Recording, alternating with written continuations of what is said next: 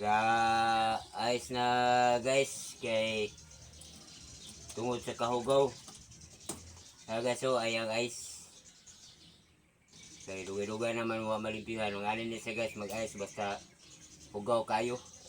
Sa kuha lang guys, amo ni mas gwapo yung tanggalon tanan mo.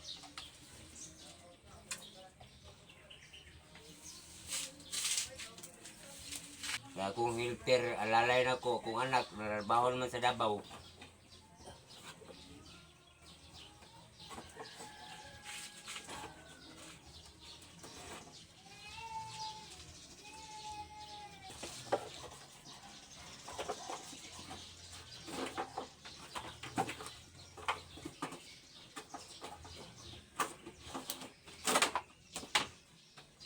So, muna siya guys.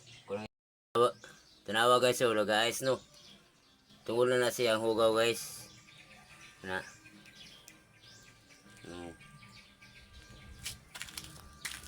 Na siya guys.